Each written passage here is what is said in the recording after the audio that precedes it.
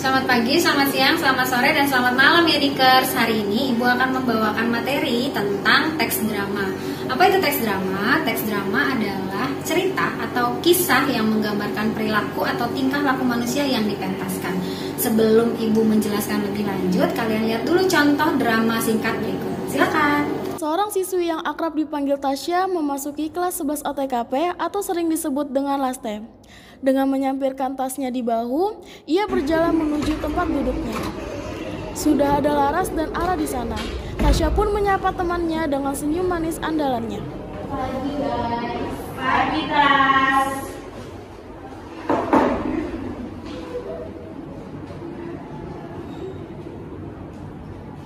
Tas, lu udah tugas bahasa Indonesia belum sih?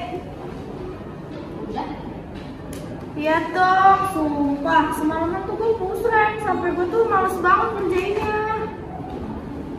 Ya lo udah tahu itu tugas mana game.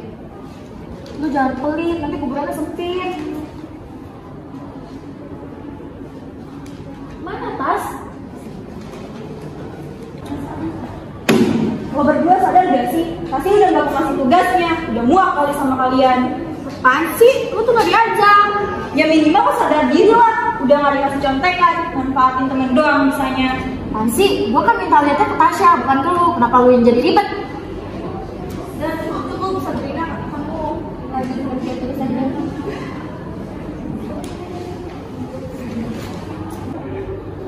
Dan buat kalian berdua, maaf kali ini gue gak bisa kasih tugas buat kalian.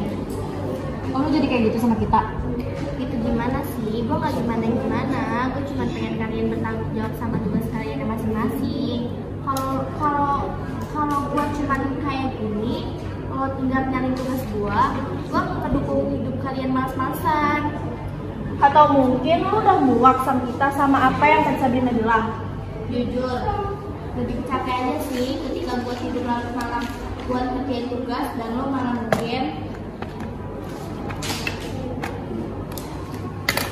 Tapi it's okay buat sekarang. Ya Sya. Sya, kita minta maaf ya kalau misalkan kita cuma bisa ngebebanin lo doang. Sekarang kalian harus bisa bertanggung jawab sama tugas kalian sendiri. Gua mau besti-besti gua ini jadi orang yang bisa bertanggung jawab sama tugas kalian sendiri. Kalau gue bisa, kenapa lo? Pasti lo bisa. Gue juga minta maaf ya kalau misalnya kadang sikap gue suka maksa lo. Ya kalian berdua minta maaf sama Sabrina.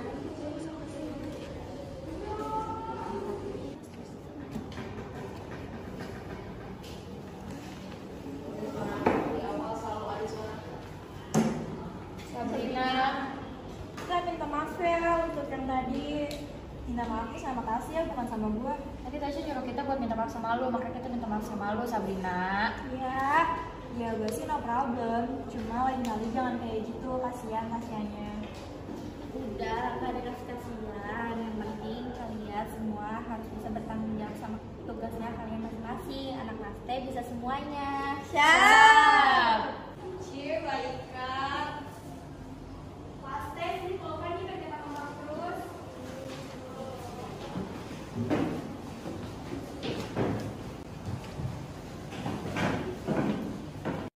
Sampai pada akhir drama singkat tadi, dapat kita simpulkan bahwa persahabatan yang baik adalah bukan dari bagaimana kita memberikan contekan, tapi bagaimana kita mengajak teman kita untuk ikut aktif dalam hal positif, terutama belajar dan mengerjakan tugas. Nah, setelah kalian melihat video drama tadi, maka Ibu akan lanjutkan penjelasan materinya. Lalu, ciri-ciri dari teks drama antara lain. Yang pertama, memiliki cerita dalam bentuk dialog. Kemudian yang kedua, dia memiliki banyak konflik dan aksi di dalamnya. Yang ketiga, memiliki instruksi khusus, biasanya ditandai dengan dalam kurung. Dan yang terakhir, teks drama biasanya dipentaskan dengan bantuan musik, aransemen, dan harus dilakukan dengan latihan sebelumnya.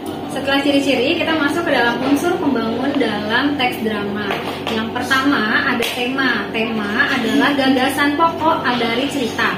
Kemudian yang kedua adalah latar. Latar meliputi waktu, tempat, dan suasana. Kemudian yang ketiga ada tokoh. Tokoh adalah pemeran dalam cerita. Dan yang keempat adalah penokohan. Penokohan dibagi menjadi 3, yaitu tokoh protagonis, dia memiliki sifat positif. Yang kedua adalah tokoh antagonis, memiliki sifat negatif. Dan yang ketiga adalah tritagonis yang memiliki sifat netral. Setelah itu ada unsur yang berikutnya, dialog. Dialog adalah percakapan antara tokoh di dalam cerita. Kemudian ada babak. Babak adalah bagian dalam melakukan drama. Kemudian konflik adalah pertentangan atau permasalahan dalam drama. Dan yang terakhir adalah amanat, tentu saja pesan moral dari cerita tersebut. Ada hal penting dalam teks drama yang perlu kalian pahami.